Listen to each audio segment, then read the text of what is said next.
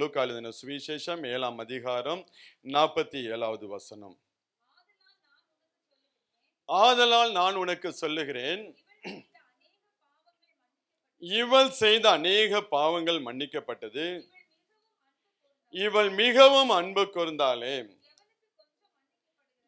எவனுக்கு கொஞ்சம் மன்னிக்கப்படுகிறதோ அவன் கொஞ்சமாய் அன்பு கூறுவான் என்று சொல்லி அவளை நோக்கி, உன் பாவங்கள் மன்னிக்கப்பட்டது என்று சொல்லி ஆண்டவராகிய இயேசு கிறிஸ்து அந்த பாவியான ஸ்திரியை குறித்து சீமோன்கிட்ட சொல்லுகிறார். சீமோன் என்றால் நம்ம பேதுரு கிடையாது, வேறொரு சீமோன்கிட்ட ஆண்டவர் அங்கே சொல்லுகிறார், இவள் மிகவும் அன்பு கூர்ந்தாளே என்று சொல்லி. எப்படி சொல்லுகிறார்? யாரு சொல்றா? ஆண்டவராகிய இயேசு கிறிஸ்து சொல்கிறார், இவள் மிகவும் என்ன பண்ணால் என்னிடத்துல அன்பு கூர்ந்தாளே என்று சொல்லி ஆண்டவர் அங்க சொல்லுவதை நான் பார்க்க முடிகிறது. நாம் இந்த பூமியில பார்த்தோம் என்றால் ஆண்டவர் ஒரே ஒரு வாழ்க்கை தாங்க நம்ம கொடுத்திருக்கிறாரு. ஒரே ஒரு வாழ்க்கை தான் கொடுத்திருக்கிறார். அந்த வாழ்க்கையில நாம் எப்படி வாழ்கிறோம், எதற்காக வாழ்கிறோம், யாருக்காக வாழ்கிறோம் என்பதை நாம் கொஞ்சம் ஆராய்ந்து பார்க்க வேண்டும். இந்த உலகத்துடைய ஹிஸ்டரியை நீங்க எடுத்து பார்த்தீங்கன்னா, இந்த உலகத்தை திருப்பி போட்ட அநேக மனிதர்கள் இருக்கிறாங்க. நீங்க உலக பிரகாரமா பார்க்கலாம், ஆவிக்குரிய ஊழியத்தை, ஆவிக்குரிய வாழ்க்கையிலும் ஊழியத்திலையும் பார்க்கலாம். சாதித்த பெரிய பெரிய மனிதர்கள் இருக்கிறாங்க. எல்லாருக்கும் குறிக்கப்பட்ட அந்த வயது வரும்போது இந்த பூமியை விட்டு கடந்து போய் ரொம்ப சாதிச்சுட்டான் அப்படின்னு சொல்லி இன்னொரு 20 வருஷம் எக்ஸ்டெண்ட் பண்ணுவோம்னு சொல்லி யாருக்கும் ஆண்டவர் என்ன பண்ணல, எக்ஸ்டென்ஷன் கொடுக்கல. எசேக்கியா ராஜாவுக்கு மாத்திரம்தான் தேவ திட்டத்துக்குள்ள அந்த குடும்பம் சேரவில்லை என்று சொல்லி 15 ஆண்டு காலத்தை ஆண்டவர் நீட்டி கொடுத்து அந்த சந்ததியை ஆண்டவர் என்ன பண்ணுகிறார், கிறிஸ்துவின் வருகைக்கு ஆயத்தப்படக்கூடிய இந்த யூத கோத்திரத்தை ஆண்டவர் அவர் கட்டி எழுப்பும்படியாக எசேக்கியாவுக்கு மாத்திரம் ஒரு 15 ஆண்டு ஆண்டவர் என்ன பண்ணுகிறார், கூட்டி கொடுக்கிறவராக. லாசர் எல்லாம் அவ்வளவு வருஷம் கிடையாது, கொஞ்ச நாட்கள். எவ்வளவோ சாதித்த மனிதர்கள் இருந்த போதிலும் அவங்களுக்கெல்லாம் இன்னும் நல்லா சாதிச்சுட்டான்ப்பா, நான் சொன்னதெல்லாம் செஞ்சுட்டான், அதனால திருப்பி ஒரு பிறவி கொடுப்போன்னு கொடுக்கவும் இல்லை, திருப்பி ஒரு 5 வருஷம் 10 வருஷம் எக்ஸ்டெண்ட் பண்ணுவோம்னு சொல்லி என்ன பண்ணல, எக்ஸ்டெண்ட் பண்ணல. ஆனால் ஒவ்வொரு பிள்ளைகளும் ஒவ்வொரு தேவ மனிதர்களும் கொடுக்கப்பட்ட அந்த காலத்தை சரியா என்ன பண்ணார்கள், பிரயோஜனப்படுத்தி கொண்டார்கள். ஒரே ஒரு வாழ்க்கையை அது தேவனுக்கென்று வாழ்ந்து அவர்கள் ஓடி முடித்த நாம் பார்க்க முடிகிறது. இப்ப நமக்கும் தேவன் என்ன பண்ணுகிறார், ஒரே ஒரு வாழ்க்கை தான் கொடுத்திருக்கிறார். நீங்க ஆதி நாட்கள்ல உலகம் உண்டான போது இந்த 700-800 வருஷம்லாம் அந்த நாட்களை வாழ்ந்தார்கள். நோவாவுடைய நாட்களுக்கு அப்புறம் ஜலப்பிரளயம் வந்ததுக்கு அப்புறம் ஆண்டவர் என்ன பண்ணுகிறார், ஆயுசு நாட்களை 120 வருஷமாய் குறைக்கிறார். அதுக்கப்புறம் ஆண்டவர் என்ன பண்ணுகிறார், மோசேயுடைய நாட்கள்ல சங்கீதம் 90 சங்கீதம் சொல்லுவார், பலத்தின் மிகுதின 70 வருஷம், அதுக்கு மேல ஒரு 80 வருஷம். அதோட ஆண்டவர் என்ன பண்ணுகிறார், இன்னைக்கு இருக்காங்க சில பேர் இருக்கிறாங்க 90-100 வயசு இருக்கிறாங்க, அதுக்கு மேல வேதனை உபத்திரம் தான் அவங்க வாழ்க்கையில காணப்படுதான் நான் பார்க்க முடிகிறது. எங்கள் ஆயுசு நாட்கள் 70 வருஷம், பலத்தின் மிகுதியால் 80 வருஷம் என்று சொல்லி மோசே அங்க சொல்ல நான் பார்க்க முடிகிறது. அப்ப சங்கீதக்காரன் தாவீதான் நினைக்கிறேன், என்னுடைய ஆயுசு நாட்கள் எண்ணக்கூடிய அறிவை எனக்கு தாரும் என்று சொல்லி அவன் ஜெபிப்பதை நான் பார்க்க முடிகிறது.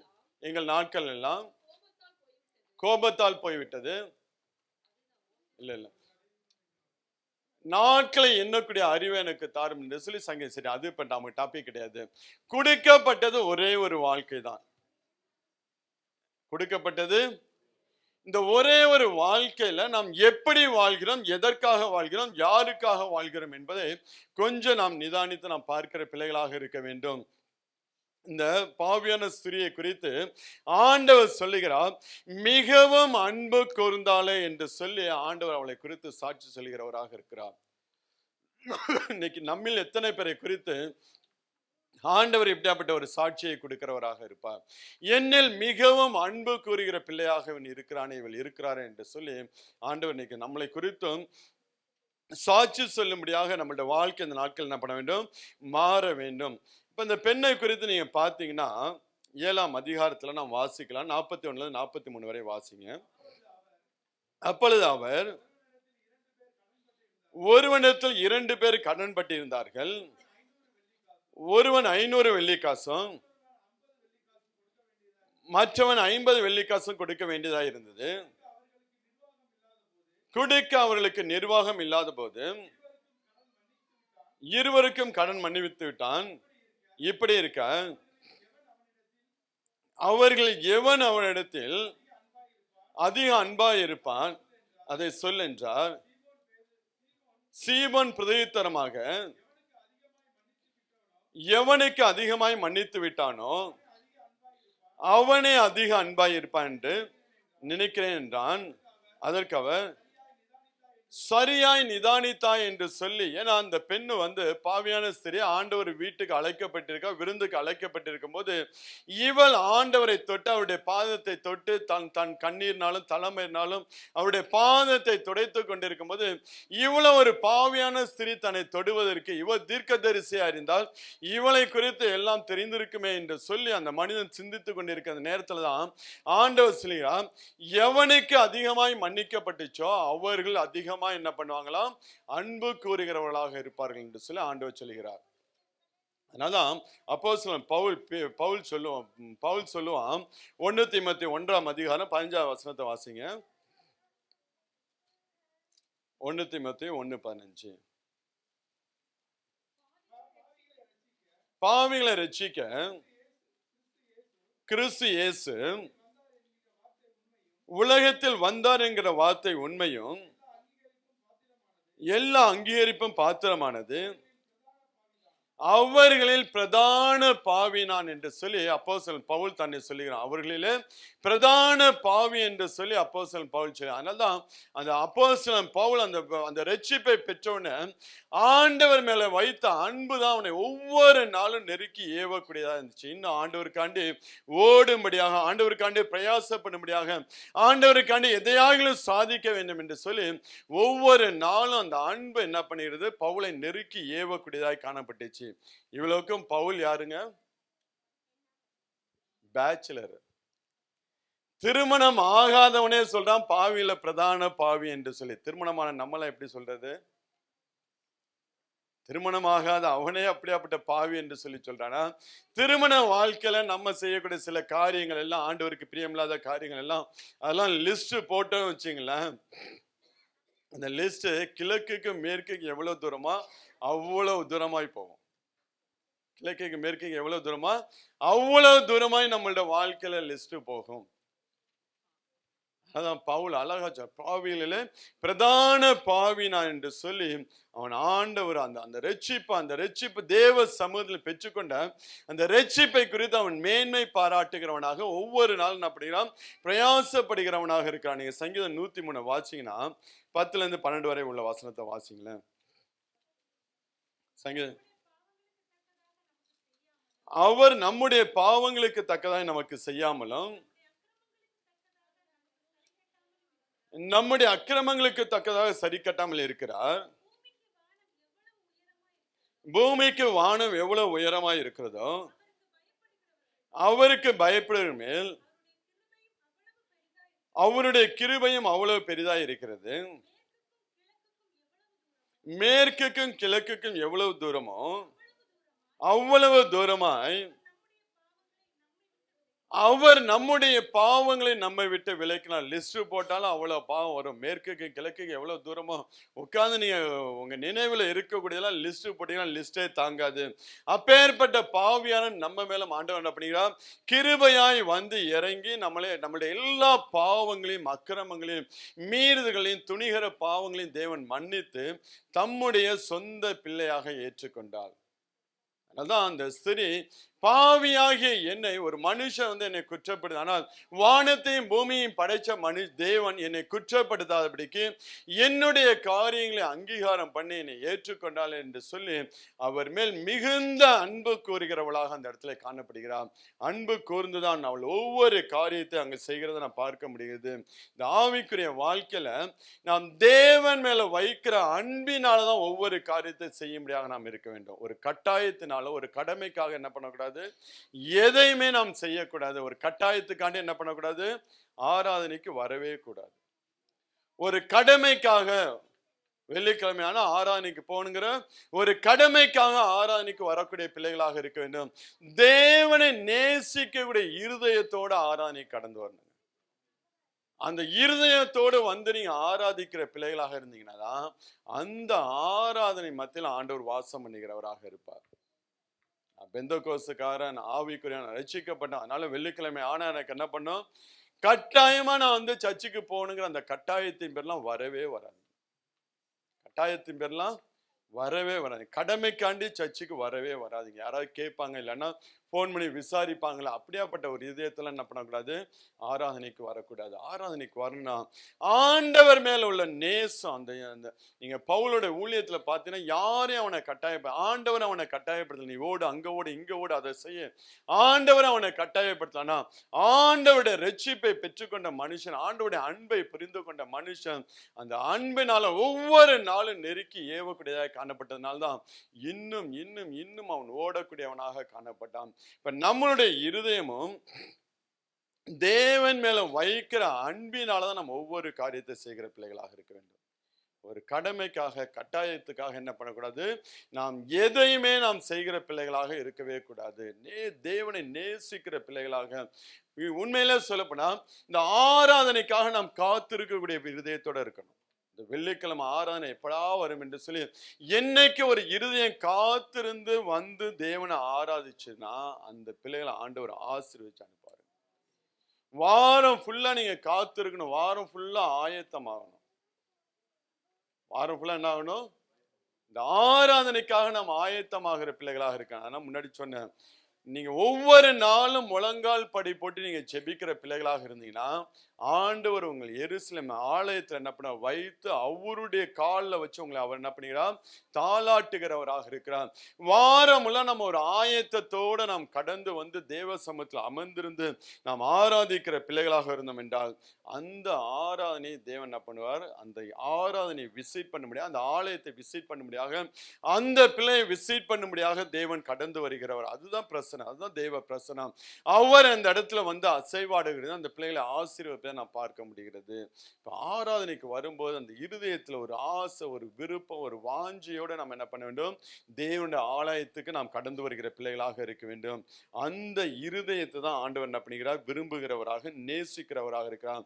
ஏன்னா இந்த மனுஷன் தான் ஆண்டவரை வீட்டுக்கு அழைச்சிட்டு வருவான். அவனும் ஒரு சொசைட்டில ஒரு மனுஷனா இருந்தனால, பேரோட இருந்தனால, ஒரு விஐபி ஊருக்கு வந்தான்னா அந்த வீட்டுக்கு வரதா அவனுக்கு ஒரு என்ன சொல்ல, ஒரு பெருமையா இருக்கலாம். ஆண்டவராகிய இயேசு கிறிஸ்து வீட்டுக்கு வந்துட்டு போனார் என்று சொல்லி அவனுக்கு ஒரு பெருமையா இருக்கலாம். அந்த ஒரு இருதயத்தோடு தான் அவன் கூட்டிட்டு வந்தானே ஒழிய ஆண்டவரின் இருதயத்துக்கு வர, நீங்க வந்து இந்த மனுஷன் கூட்டிட்டு போனதுக்கும் சகேயு வந்து அவனுடைய வீட்டுக்கு ஆண்டவரை கூட்டிட்டு போனதுக்கும் வித்தியாசம் இருக்கு. ரெண்டு பேருடைய வீட்டுக்கு ஆண்டவர் போனாரு. ஆனால் சகையுடைய வீட்டுக்கு ஆண்டவர் போகும்போது இன்றைக்கு இந்த வீட்டுக்கு ரட்சிப்பு வந்தது என்று சொல்லி அந்த வீட்டை முழுவதும் தேவன் ஆசீர்வதிப்பை நாம் பார்க்க முடிகிறது. இந்த மனுஷன் ஒரு கடமைக்கு வந்து அவரை கூட்டிட்டு வரனாலதான் அந்த வீட்டை குறிச்சு ஆண்டவர் ஒண்ணுமே பேசலைங்க. அந்த வீட்டுக்குள்ளதான் உட்கார்ந்து இருக்கிறார். வீட்டுக்குள்ள யாரு இருக்கா, என்ன இருக்கு, ஏது இருக்கு, எதை பத்தியுமே ஆண்டவர் பேசல. ஆனா சகையை பாருங்க, ஆண்டவரை பார்க்க முடியாது மரத்தின் மேல ஏறி நிக்கிறான். ஆண்டவர் வந்து இன்னைக்கு நான் உன் வீட்டுல உன்னோட நான் தங்குறேன், நீ வான்னு சொல்லும்போது அவன் ஆசையா ஆண்டவரை கூட்டிட்டு போறான். அந்த கூட்டிட்டு போகக்கூடிய இருதயம் என்ன பண்ணுகிறது, ஆண்டவரை நான் இவ்வளவு காரியங்களை அநியாயமா நான் என்ன பண்ண, வரியெல்லாம் வசூல் பண்ணிட்டேன், அநேக வாழ்க்கையில் அநியாயமான நான் காரியங்களை செஞ்சுட்டேன், நாளத்தனையா நான் திருப்பி கொடுக்கிறேன் என்று சொல்லி அங்க சகை என்ன பண்ணுகிறான், அந்த ஆண்டவர் நெருங்க நெருங்க நெருங்க தன் வாழ்க்கையில் செய்த பாவங்களை எல்லாம் அறிக்கை பண்ணி நான் நாளத்தனையா நான் திரும்பி கொடுக்கிறேன்னு சொல்லும் போதுதான் ஆண்டவர் அந்த இருதயத்தை பார்க்கிறாரு. இன்னைக்கு எத்தனை பேர் நீங்க ஆலயத்துக்கு வர, நீங்க ஆண்டவரை கூட்டிட்டு போறீங்க? எத்தனை பேர் நீங்க வந்து இந்துக்கள் இருக்காங்களா, அவங்க கோயில் போயிட்டு வந்ததுக்கு அப்புறம் திரும்பி வீட்டுக்கு தான் போவாங்க, வேற எங்கேயும் போக மாட்டாங்க. ஏன்னா கோயில்ல கிடைக்கிற ஆசீர்வாதத்தை வீட்டுக்கு கொண்டு போகணுமான. ஆனா கிறிஸ்தவன் தான், சர்ச்சுக்கு வரவன் தான் என்ன பண்ணுவான், சர்ச்சுக்கு வந்துட்டு வீட்டுக்கு ஒரு நாளும் போக மாட்டான். சர்ச்சுக்கு வந்துட்டு நேரா ஹோட்டல்ல போய் மேயிறது, என்ன இல்லாட்டி எங்கேயாவது போய் சுத்துறது. சரி, வீட்டுக்கு போய் இன்னைக்கு ஆராதிச்சா ஆண்டவர் ஆசீர்வதிச்சார், வீட்டுல போய் ஆண்டவர் ஒரு நன்றி சொல்லுவோம்னு சொல்லி அப்படிலாம் கிடையாது. ஊரெல்லாம் சுத்துறது, வண்டி ஊரெல்லாம் சுத்திட்டு கடைசியா வீட்டுக்கு போறது. அதுக்காண்டி அந்த ட்ரெடிஷன் நான் சரி தப்புலாம் சொல்லல. ஆனாலும் அந்த இருதயத்தை ஆண்டவர் பார்க்கிறவராக இருக்கிறார். எவ்வளவு வாஞ்சியோடு தேவ சமூகத்தை வந்து நாம் அவரை நம்முடைய வீட்டுக்கு கூட்டி கொண்டு போகிற பிள்ளைகளாக, நல்ல நீங்க தேவ பிரசன்னத்தினால் நீங்க ஆராதனை நிரப்பப்பட்டீங்கன்னா உங்களோட ஆண்டவர் உங்க வீட்டுக்கு வருவாரு.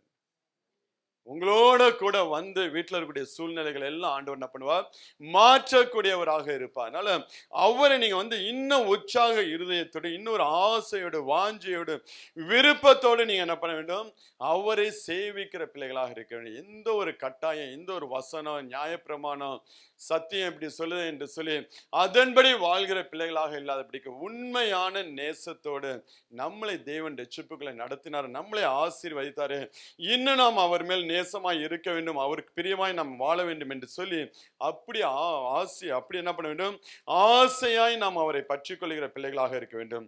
அப்படியாப்பட்ட ஆராதனை தான் தேவன் என்ன பண்ணுகிறார், விரும்புகிறவராக இருக்கிறார். நீங்க இந்த பெண்ணுடைய வாழ்க்கையை நீங்க பாத்தீங்கன்னா அந்த லூக்கா 7ஆம் அதிகாரத்தை எடுத்துக்கொள்ளுங்க. 44வது வசனத்தை வாசிங்க. ஸ்திரீயிடமாய் திரும்பி சீமோனை நோக்கி, ஸ்திரீயை பார்க்கிறாயே, நான் உன் வீட்டில் பிரவேசித்தேன், நீ என் கால்களுக்கு தண்ணீர் தரவில்லை, இவளோ கண்ணீரினால் என் கால்களை நனைத்து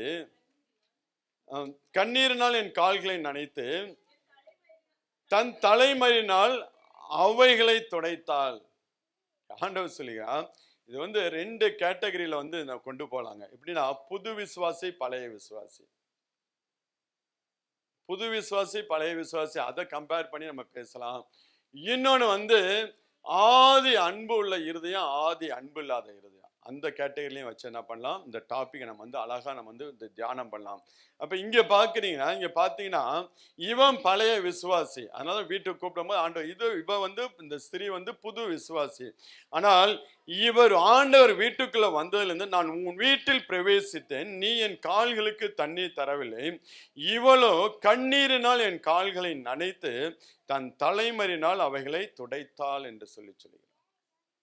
அந்த இஸ்ரவேலில் உள்ள பாரம்பரியம்னா, வீட்டுக்குள்ள வந்தாங்கன்னா அவங்க கால் கழுவுறதுக்கு காலை கழுவி விடணும், கழுவி அவங்க துடைச்சணும். அது வந்து அவங்களுடைய ட்ரெடிஷ்னல். அது அதான் ஆண்டவர் இங்க என் காலுக்கு நீ என்ன பண்ணவில்லை, தண்ணீர் தரவில்லை என்று சொல்லி இங்க ஆண்டவர் சொல்ல நான் பார்க்க முடியாது. அதாவது இது இன்னொரு விதத்தில் நம்ம பார்த்தோம் என்றால், நான் உன் வீட்டில் பிரவேசித்தேன், என் கால்களுக்கு தண்ணீர் தரவில்லை, இவ்வளோ கண்ணீரினால் என் கால்களை நனைத்து தன் தலைமறினால் என்ன பண்ணுகிறான், அவைகளை துடைத்தால். நான் உன் வீட்டுக்குள்ள வந்தேன்ப்பா, உன்னை நான் வந்து ரட்சிப்புக்களை நடத்தினேன், உன்னை நான் ஆசீர்வதித்தேன், என்னுடைய ரத்தத்தினால் நான் மீட்டு கொண்டேன், பேருக்கு கூட நீ என்ன பண்ண மாட்டேங்கிறாய், ஆராதிக்க மாட்டேங்கிறாய்.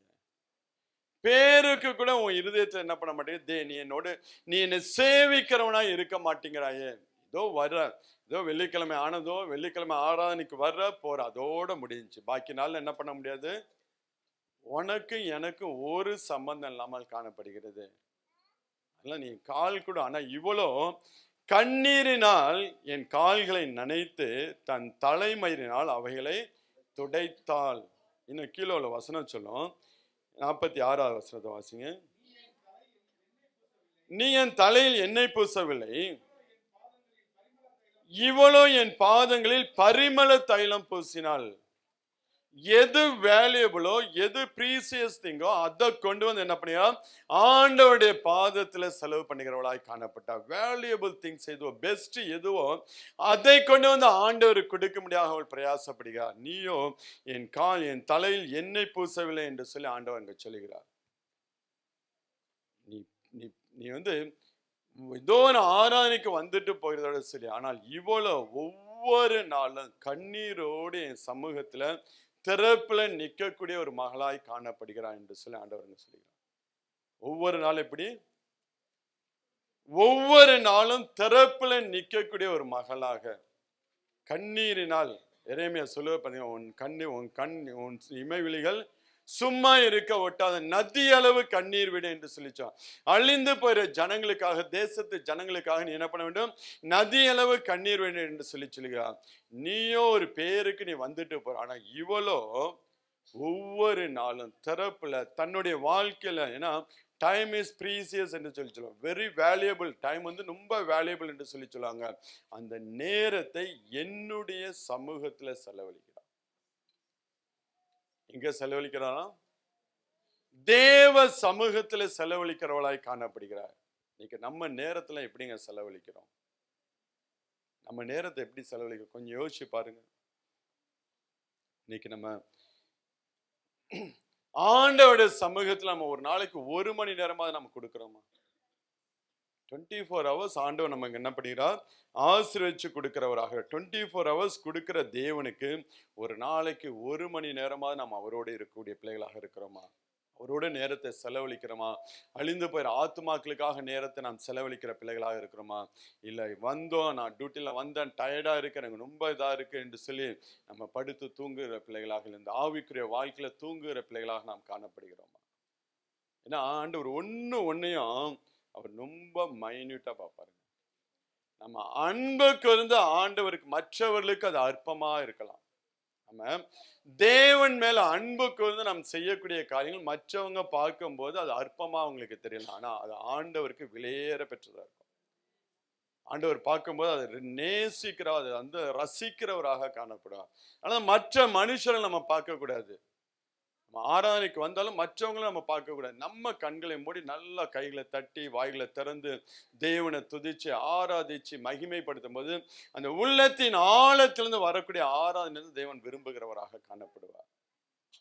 மற்றவங்க நம்ம ரொம்ப டீசெண்டா இருக்கு, நான் ரொம்ப டீசெண்டா வந்துட்டு டீசெண்டா போற ஆளுக்கு ஆண்டவருக்கு வேண்டாம். தாவீது அப்படிலாம் கிடையாது. தாவீது அவன் பாட்டும் அவன் ரோடோ காடோ எதுவாக இருந்தாலும் என்ன பண்ணுவான்? ஆண்டோடைய பெட்டியை எடுத்து வந்து அங்க அவன் பாட்டு அவன் மனைவி என்ன பண்ண, ஏளனை பண்ணி, நீ ஏளனை பண்ணிட்டு போ, எனக்கு அதை பத்தி கவலை கிடையாது. என்னை நடத்துகிற என் தேவனுக்கு முன்பதாக இதை காட்டலாம் இன்னும் என்ன வேணாலும் அதுதான் உண்மையா தேவனை நேசிக்கக்கூடிய இருதயம்.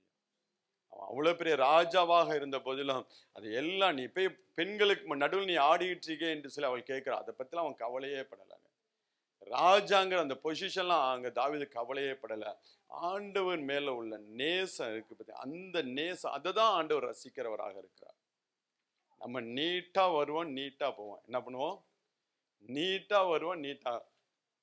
நாங்களாம் ஆரம்ப நாட்கள் நாங்கள் சர்ச்சுக்கு போயிட்டு வந்தா எங்க தொண்டையெல்லாம் கட்டிக்குவோம். இப்பவே கழுத மாரி தான் கத்துறோம். அப்ப எப்படி கத்துவோம்? இன்னும் கழுத மாரி தான் கத்துவோம். தொண்டையெல்லாம் கத்திக்கும். அந்த அளவுக்கு நல்லா பாடி துதிச்சு. இன்னைக்கு மைக்ல சவுண்டு வச்சாக்க மைக்குக்கே நம்ம சவுண்டு போக மாட்டேங்குது. அன்னைக்கு கம்ப்ளைண்ட் அதான். நானும் சில பேரட் வாய்ஸை டெஸ்ட் பண்றதுக்காண்டி நானும் மியூசிக் சவுண்ட் சிஸ்டம் சொல்றேன், அப்ப சவுண்டை கொஞ்சம் ஏத்துப்பா, எவ்வளவு ஏத்துனாலும் வரமாட்டேங்குது பாஸ்டருங்கிறாப்புல. நல்லா பாடணும், வாயை திறந்து நீங்க பாடணும். பாடினாதான் என்ன பண்ணும்? சவுண்டு வெளியில வரும். நம்ம அப்படியே தொண்டை எந்த இதுலயும் பாதிக்கப்படக்கூடாதுன்னா, அது பாதிக்கப்படாம இருந்ததுன்னா அப்படியே தான் இருக்கும். அதனால நல்லா நாம் தேவனை மகிமைப்படுத்தி நாம் என்ன பண்ண வேண்டும்? அதாவது அன்பு கோர்ந்து நாம் செய்யக்கூடிய ஒவ்வொரு காரியத்தையும் ஆண்டவர் ரசிக்கிறவராக இருப்பார். அது உங்க மைண்ட்ல நீங்க வந்து வச்சுங்க. மற்றவங்கள நீங்க பார்க்காதீங்க. ஈவன் உங்க வீட்டுல வந்து உங்களை வந்து ஒரு மாதிரி பார்த்தாங்களோ அதெல்லாம் நீங்க யோசிக்காதீங்க. இது உங்களுக்கும் தேவனுக்கும் உள்ள வந்து ஒரு உறவு. நீங்க பார்த்தீங்கன்னா இந்த 45வது வசனத்தை வாசிங்களேன். நீ என்னை முத்தம் செய்யவில்லை, இவ்வளவு நான் உட்பிரவேசித்தது முதல் என் பாதங்களை ஓயாமல் முத்தம் செய்தால். ஓயாம முத்தம் செய்ய நமக்கே எப்படி இருக்கும்? இரிட்டேஷனா இருக்கும். பிள்ளைங்க வந்து நச்சுன்னு வந்து முத்தம் கொடுத்தா உங்களுக்கு எப்படி இருக்கும்? இரிட்டேஷனா இருக்கும். ஆனா ஆண்டவர் சொல்லியா, ஓயாமல் என் பாதத்தை முத்தம் செய்தாலே. அப்ப ஆண்டவர் எவ்வளவு மைன்யூட்டா அந்த காரியத்தை பார்க்கிறான்னு பாருங்களேன். ஆண்டவர் அவளுடைய இருதயத்தை ஆண்டவர் பார்க்கிறார். ஏன்னா அவ்வளவு பெரிய பாவியாய் வந்து அவள் ரட்சிக்கப்பட்ட உடனே அந்த நேசத்தை ஆண்டவர் பார்க்கிறாருங்க. உங்க நேசத்தை ஆண்டவரால பார்க்க முடியுதா? இந்த ஓயாமங்கிற வார்த்தை வந்து நீங்க சாமுவேல் பார்த்தீங்கன்னா ஓயாமல் அவன் செபிக்கிறவனாக காணப்பட்டான். நீங்க பவுல் இடைவிடாமல் செபிக்கிறவனாக காணப்பட்டான். நீங்க வந்து இன்னும் மோசே பார்த்தீங்கன்னா கெஞ்சி பிரார்த்திக்கிறவனாக காணப்பட்டான். தானியேல் சொல்லுவான், நான் இடைவிடாமல் ஆராதிக்கக்கூடிய என் தேவனை தப்புவிக்க வல்லவராய் இருந்தார். ஏன் நம்மளோட வாழ்க்கையில சில நேரங்களில் விடுதலை வரமாட்டேங்குது, ஏன் கட்டுகள் மாற மாட்டேங்குதுன்னா நம்மளுடைய காரியங்கள் மாறணும். ஓயாமல் ஆண்டவர் அதை எதிர்பார்க்கிறாருங்க.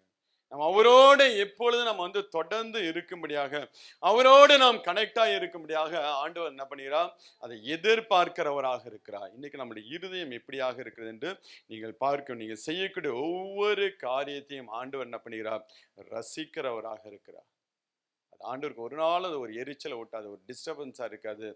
ஆண்டவர் உங்களுடைய உள்ளத்தின் ஆழத்திலிருந்து வரக்கூடிய ஒவ்வொரு காரியங்களையும் ஆண்டவர் ரசிக்கிறவராக இருக்கிறார். இன்னைக்கு நம்ம எப்படி வாழ்ந்துகிட்டு இருக்கோம்?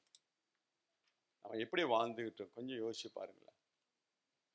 இஸ்ரவேல் ஜனங்களை பார்த்தீங்கன்னா, அதை பவுல் அழகா சொல்ல 1 கொரிந்தியர் 10ஆம் அதிகாரம் நம்ம எல்லாம் எடுத்துக்கொள்ளும். 1 கொரிந்தியர் 10ஆம் அதிகாரத்துல 4 முதல் 11 வரை உள்ள வசனத்தை வாசி.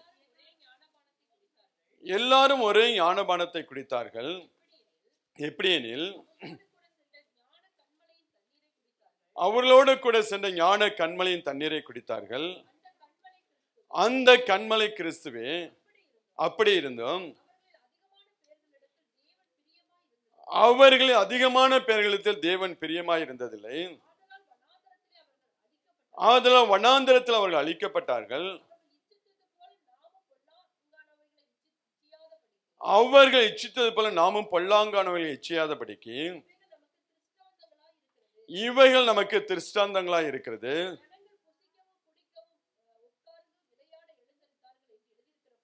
ஜனங்கள் புசிக்கவும் குடிக்கவும் உட்கார்ந்து விளையாட எழுந்திருந்தார்கள் என்று எழுதியிருக்கிறபடி அவர்களில் சிலர் விக்கிரக ஆராதனைக்கு ஆனது போல நீங்களும் ஆகாதிருங்கள். அவர்களில் சிலர் வேசித்தனம் பண்ணி ஒரே நாளில் 23,000 பேர் விழுந்து போனார்கள். நாமும் வேசித்தனம் பண்ணாதிருப்போமாக. அவர்களில் சிலர் கிறிஸ்துவை பரீட்சை பார்த்து பாம்புகளால் அழிக்கப்பட்டார்கள். அதுபோல நாமும் கிறிஸ்துவை பரீட்சை பாராதிருப்போமாக.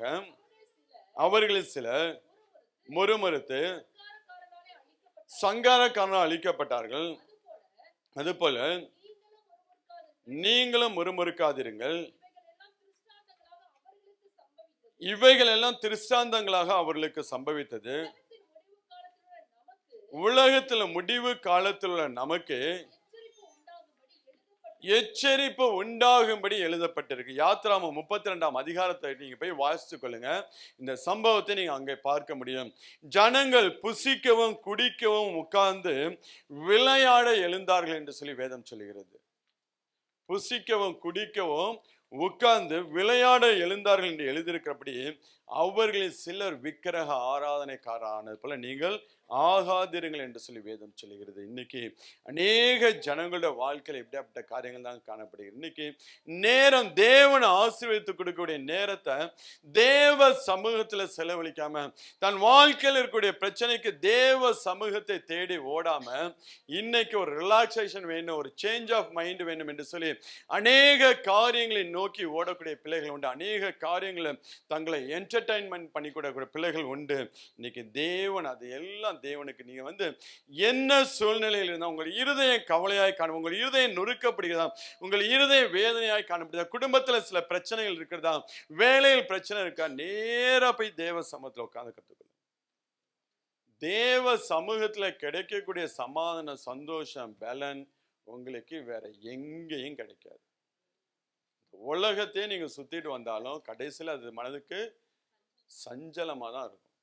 சாலமோனை பார்க்க நம்மளால சுத்த முடியாது. அவன் எல்லாத்தையும் சுத்தி அனுபவிச்சுட்டு கடைசியில் எல்லாம் மாயன்ட்டு போயிட்டான். ஏன்னா இன்றைக்கு நாம் தேவ சமூகத்துல நேரத்தை செலவழிக்கிற பிள்ளைகளா, தேவ சமூகத்துல போய் நாம் உட்கார்ந்து அவரோடு நாம் நேரத்தை செலவழித்தோம் என்றால் உண்மையிலே நம்மளோட வாழ்க்கையில ஒவ்வொரு காரியமும் பிரயோஜனமா இருக்குங்க. ஒவ்வொரு காரியமும் நம் தேவ சமூகத்துல செலவு பண்ணுகிற ஒவ்வொரு நிமிஷமும் நமக்கு மிகுந்த அதனால்தான் நீங்க ஆலயத்துக்குள்ள உட்கார்ந்துறீங்கன்னா ஒவ்வொரு நிமிஷத்தையும் நீங்க பயன்படுத்திக் கொள்ளணும்.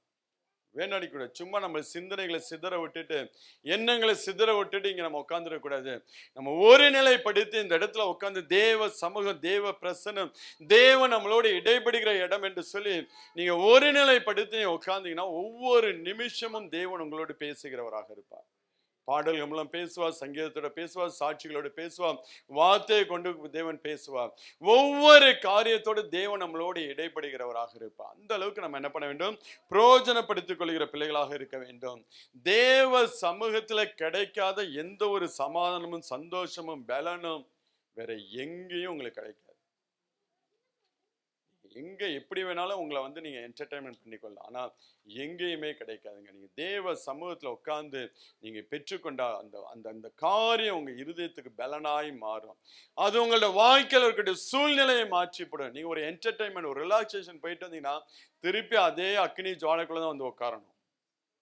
போயிட்டு ஊரை சுத்தி என்ன பண்ணும், திருப்பி அதே அக்கினி ஜுவாலைக்குள்ள வந்து நீ உட்காரணும். ஆனால் தேவ சமூகத்துல அந்த அக்கினி ஜுவாலையின் மத்தியில நீங்க தேவ சமூகத்துல உட்கார்ந்தீங்கன்னா ஆண்டவர் அதை கம்ப்ளீட் எடுத்து போடுவார். தேவ ஜனம் ஆப்போசிட்டா தான் திங்க் பண்ணுது. ஆப்போசிட்டா தான் இன்னைக்கு என்னென்னமோ பண்ணி கொள்கிறார்கள். அதெல்லாம் ஒரு நாள் நம்மளோட வாழ்க்கையில பிரயோஜனப்படாதுங்க. இந்த நாட்கள் நம்ம வந்து பிரயோஜனப்படுது. எபேசியர் 5ஆம் அதிகாரம் 16ஆம் வசனத்தை வாசிங்களேன். எபேசியர் 5:16. நாட்கள் பொல்லாதவைகளானதால் காலத்தை பிரயோஜனப்படுத்திக் கொள்ளுங்கள் என்று சொல்லுகிறார். நாட்கள் பொல்லாதவைகளானதால், ஏன்னா ஒவ்வொரு நாளும் நாம் வாழ்ந்து கொண்டிருக்கின்ற ஒவ்வொரு நாட்களும் பொல்லாத காரியங்கள், நம்மளை சுற்றி நடக்கக்கூடிய காரியங்கள் எல்லாம் நம்மளை வேதனைப்படுத்தக்கூடிய காரியங்கள். இப்படி இருக்கிறதுனால நாம் காலத்தை பிரயோஜனப்படுத்திக் கொள்ள வேண்டும். நீங்க காலத்தை பிரயோஜனப்படுத்திக்கொள்ள நீங்க விட்டுட்டீங்கன்னா பின்னாட்கள் ஒவ்வொரு நீங்க எரேமியா 5ஆம் அதிகாரத்துல நீங்க வாசிங்க. 12ஆவது வசனத்தை வாசிங்க. எரேமியா 12ஆம் அதிகாரம் 5ஆவது வசனத்தை வாசிங்க. நீ காலாட்களோடு ஓடும்போது இளைக்க பண்ணினார்களானால் குதிரைகளோடு எப்படி சேர்ந்து ஓடுவாய்?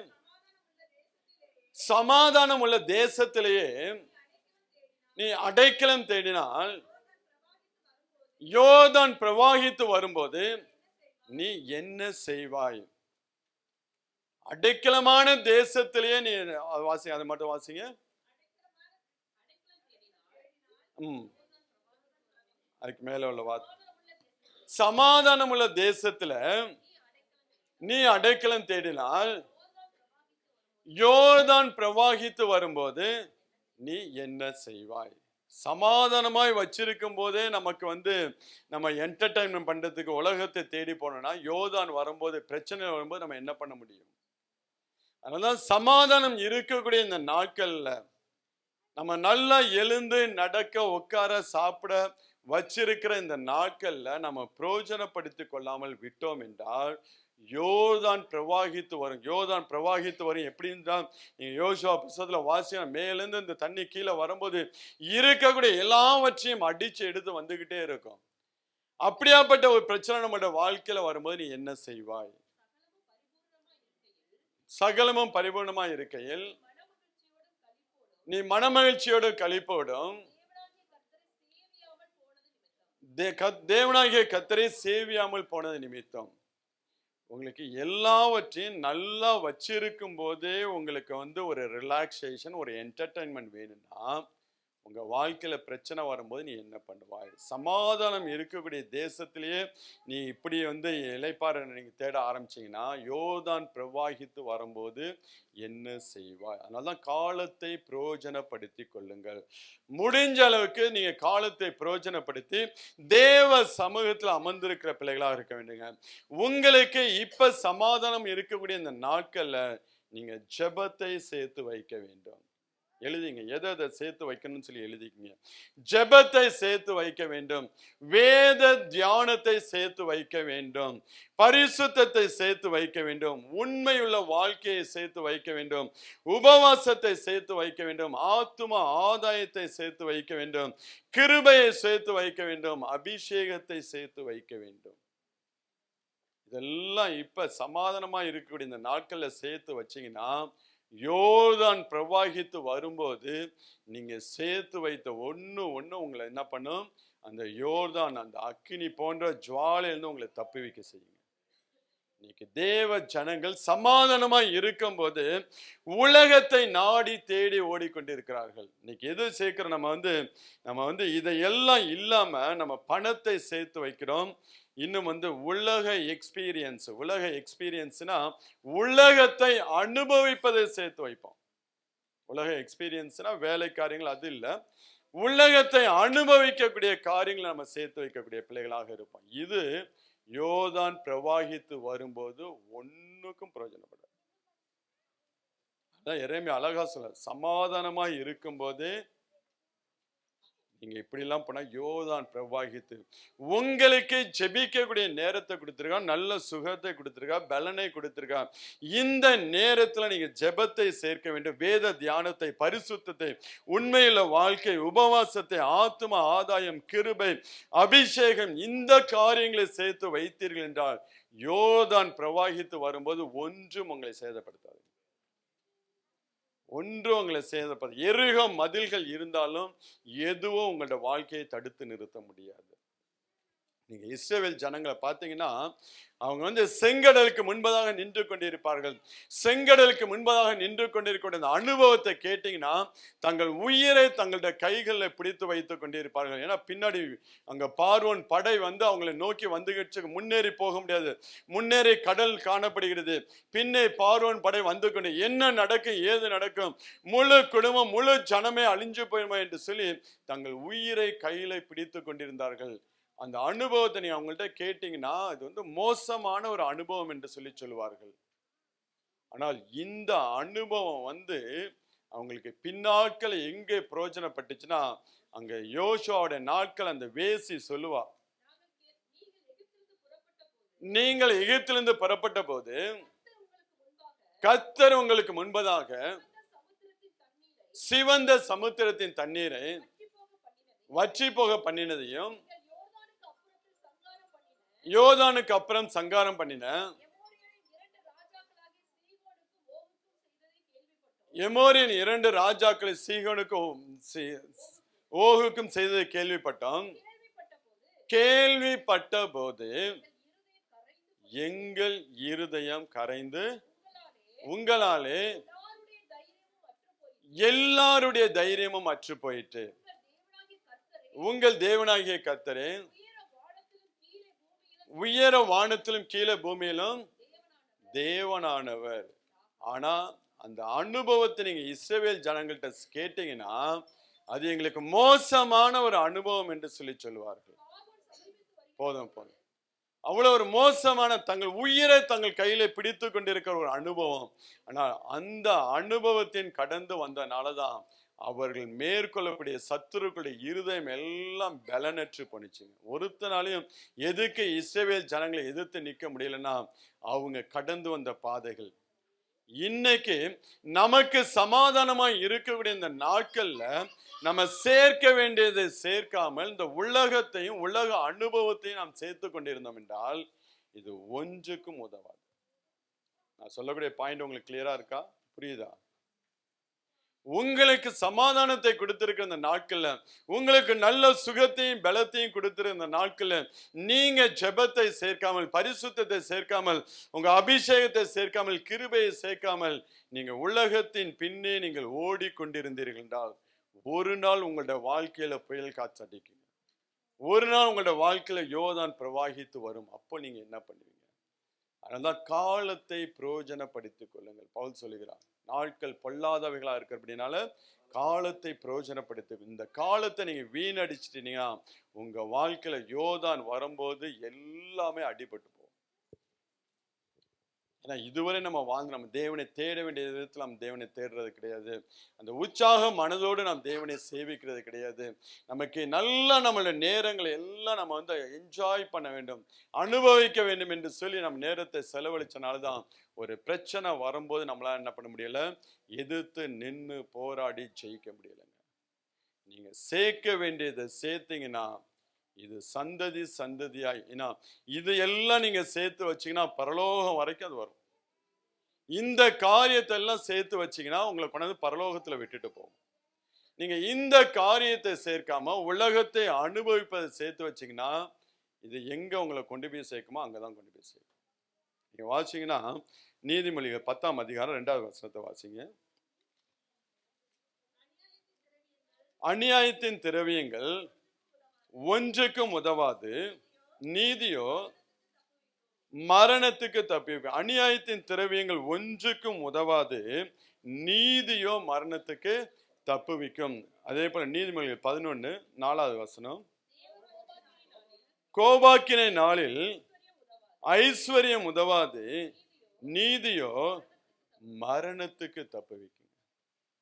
வெறும் ஐஸ்வர்யத்தையும் வெறும் உலக அனுபவத்தையும் நீங்க சேர்த்து வச்சீங்கன்னா இது ஒண்ணுக்கும் உங்களுக்கு உதவவே உதவாது. ஆனால் நீதியோ உங்களை மரணத்துக்கு தப்புவிக்கும். கோபாக்கினை நாளையில தேவ கோபாக்கினிலிருந்து உங்களை தப்புவிக்க கூடியதாய் காணப்படும். அதனால்தான் இந்த நாட்கள்ல காலத்தை பிரயோஜனப்படுத்தி கொள்ளணும். சில நேரங்களில் நான் காலத்தை நான் வந்து பணம் கொடுத்து வாங்குற சில அனுபவம் என்கிட்ட இருக்கு. கேட்டீங்கன்னா உங்களுக்கு தனிப்பட்ட கருத்துல சொல்லுவேன். சில காரியங்களை எக்ஸ்ட்ரா ஸ்பெண்ட் பண்ணுவேன். ஏன்னா எனக்கு நேரம், அதுக்காண்டி நான் ஓடி 10 இடத்துக்கு போய் நான் என் நேரத்தை வீணடிப்பதை பார்க்கல. இங்க 5 ரூபா 10 ரூபாய் எக்ஸ்ட்ரா போனாலும் பரவாயில்ல, எனக்கு இந்த காரியம் நடந்தா போதும். ஏன்னா இந்த நம்ம கொடுக்கப்பட்ட இந்த நேரத்தை வீணடிச்சிட்டோம்னா ஒரு நாள் நம்மளோட வாழ்க்கையில நிக்க கூட நமக்கு நேரம் இருக்காது. அந்த நேரத்தில் நம்மளை எதுவுமே பண்ண முடியாது. ஆனால் சேர்த்து வச்ச ஒவ்வொரு காரியங்கள், ஜெபம், அபிஷேகம், பரிசுத்தம், இது எல்லாம் நம்ம வாழ்க்கை அப்படியே அழகா நம்மளை தூக்கி கொண்டு போகும். சாத்ராக், மேஷாக், ஆபேத்நேகோ அவங்க அக்னி ஜுவாலை, அந்த வைராக்கியம் மாத்திரம் அவங்களோட வாழ்க்கையில அவங்க தேவனை சேவிக்கிற பிள்ளைகளாக காணப்பட்டாங்க. ஒவ்வொரு நாளும் அவங்க தேவனை சேவிக்கிறவர்களாக காணப்பட்டாங்க. அதனால்தான் அந்த அக்னி ஜுவாலைக்குள்ள அவங்க கடந்து போகும்போது ஒரு சேதமும் இல்லாம, ஏன்னா மற்ற நாட்கள் எல்லாம் இவங்க தேவனோடு இருந்துகிட்டு இருந்தாங்க. பிரச்சனை வரும்போது தேவன் இவங்களோட சேர்ந்துக்கிட்டார். போனது 3 பேர் தான், ஆனா உள்ள இருந்தது 4 பேர். ஏன்னா வெளியில இருக்கிற நாட்கள் எல்லாம் இவங்க தேவனோடு வாசம் பண்ணுகிற பிள்ளைகளாக இருந்தார்கள். எப்படியாப்பட்ட பிள்ளைகளை தேவனை எடுத்துக்கொள்வார்னா, நீங்க எப்படியாப்பட்ட குடும்பம் தேவனால் ஆசீர்வதிக்கப்படும் என்று சொல்லி நீங்க பாத்தீங்கன்னா, நீங்க ஏனோக்க பாருங்க. ஏனோக்கு தேவனோடு சஞ்சரிச்சான். அவன் தேவனோடு சஞ்சரிக்கிற நாட்கள் முழுவதும் அவன் குடும்பத்தோடையும் சஞ்சரிச்சிருந்தாங்க. தேவனோடு நல்லா, அவனுக்கு தேவனுக்குள்ள உறவு நல்லா இருக்கிற வரையும் அவனுக்கு குடும்பத்துக்குள்ள உறவு நல்லா இருந்துச்சு. அதனாலதான் அவன் எடுத்துக்கொள்ளப்பட்டான் என்று சொல்லி வேதம் சொல்லி ஏனோக்கு தேவனோடு சஞ்சரிச்சான் என்று சொல்லி நாம் பார்க்க முடிகிறது. அதுதான் தேவன் அவனை எடுத்துக்கொண்டார். அவன் நல்ல பிள்ளைகளை பெற்று அந்த குடும்பத்தை எல்லாம் பராமரித்து ஆசீர்வாதமாய் அந்த குடும்பத்தை அவன் நடத்தி கொண்டு போனதை நாம் பார்க்க முடிகிறது. இன்னைக்கு நம் தேவனோடு நாம் சஞ்சரிக்காம அந்த கிராஸ் சிலுவை இருக்கு பாத்தீங்களா, அந்த சிலுவை 2 காரியத்தை நமக்கு அடையாளப்படுத்தும். ஒண்ணு நேர்கோடு என்ன பண்ணும், நமக்கும் தேவனுக்கும் உள்ள உறவு இது சரியா சீரா இருந்துச்சுன்னா இந்த கோடு ஹரிசாண்டல், மனிதருக்கும் மனிதருக்குள்ள உறவு கரெக்டா இருக்கும். இதுல டிஸ்டர்பன்ஸ் ஆச்சுன்னா இதுவும் டிஸ்டர்ப் ஆகும். ஆனால் நமக்கும் தேவனுக்குள்ள உறவு சரியா இருந்துச்சுன்னா நமக்கும் மனிதர்களுக்கும் நம்ம குடும்பத்தில் உள்ள ஒவ்வொருவருக்குள்ள உறவு என்ன பண்ணும், அது சரி பொருந்தும். முதலாவது நமக்கும் தேவனுக்குள்ள உறவை நாம் சீர்படுத்த ஆரம்பித்தோம் என்றால் மற்ற காரியங்கள் எல்லாம் நம்மளோட வாழ்க்கையில அதுவா சரியாய் வரும். நம்ம உட்கார்ந்து முழங்கால் படி போட்டு தேவ சமூகத்துல ஜெபித்தால் போதும், தேவன் ஒவ்வொரு காரியத்தை திறக்காத இருதயங்களை தேவன் திறப்பார். எப்பேற்பட்ட கடினமாக இருந்தா கூட அந்த இருதயத்தை தேவன் உடைத்து வெளியே எடுத்து அந்த சதையான ஒரு இருதயமாய் தேவன் மாற்றுகிறவராக இருப்பார். அதனால நேரத்தை பிரயோஜனப்படுத்திக் கொள்ளுங்க. தேவ சமூகத்துல நேரத்தை செலவழிக்க பாருங்க. நல்ல கிருபைகளை சம்பாதிக்க சேர்த்து வைக்க பாருங்க. அப்பொழுது அது உங்களுக்கு மிகுந்த பிரயோஜனமாய் இருக்கு. அதனால எப்படி வாழ்கிறோம் என்பதை நீங்க பார்க்கணும். ஏன்னா இந்த பாவியான ஸ்திரீ தனக்கு கிடைச்ச நேரத்துல போய் ஆண்டவருடைய பாதத்தை அவள் பற்றி கொண்டாள். அவள் ஓயாமல் ஆண்டவருடைய பாதத்தை பற்றி கொண்டாள்.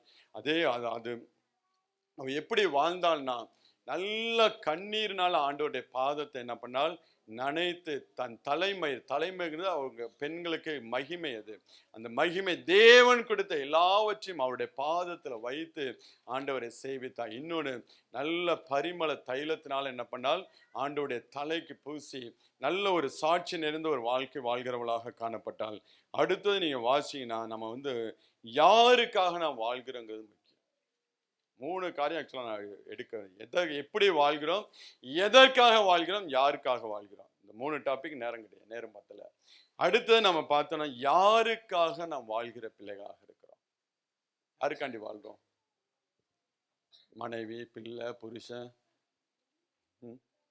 இதுக்காண்டி வாழணும், இதுக்காண்டி வாழ அது ஒரு நோக்கம். ஆனால் நாம் வாழ்கிற வாழ்க்கை தேவனுக்காக வாழ்கிற பிள்ளைகளாக இருக்க வேண்டும்.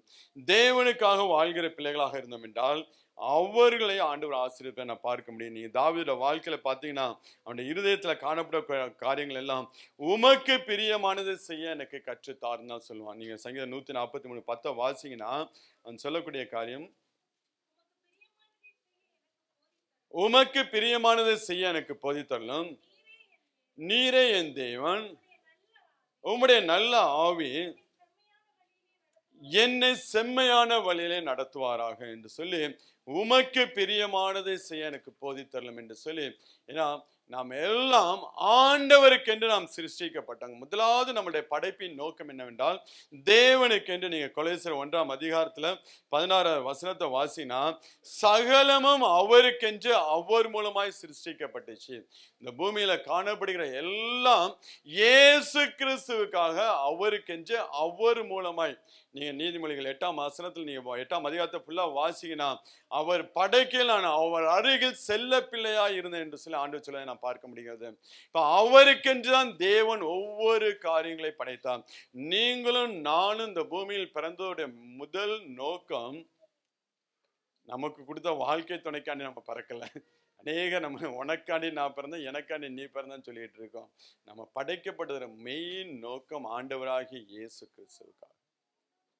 அதை புரிந்து நாம் அவருக்காக வாழ்கிற பிள்ளைகளாக இருந்தோம் என்றால் மற்ற காரியங்கள் எல்லாம் நமக்கு சரி வரும். அவருக்காக நாம் ஒவ்வொரு நாளும் அவருக்காக, ஒவ்வொரு நிமிஷமும் அவரோட வாழக்கூடிய பிள்ளைகளாக நாம் இருக்க வேண்டும். அப்படி வாழ்ந்து பாருங்களேன். உங்க அனுபவத்தை கொஞ்சம் மாத்தி பாருங்க. ஆண்டவரோடு நீங்க கேஷுவலா நீங்க நடக்கும்போது பேசலாம், உட்காரும் போது பேசலாம், படுத்துக்கிட்டு பேசலாம், நீங்க வண்டியில போகும்போது பேசலாம். ஆண்டவர்கிட்ட நீங்க 24 hours பேசிக்கிட்டே இருக்கலாம். 24 மணி நேரம் நீங்க பேசிக்கிட்டே இருக்கலாம். நமக்கு அப்படியேப்பட்ட அனுபவங்கள் இருக்கா?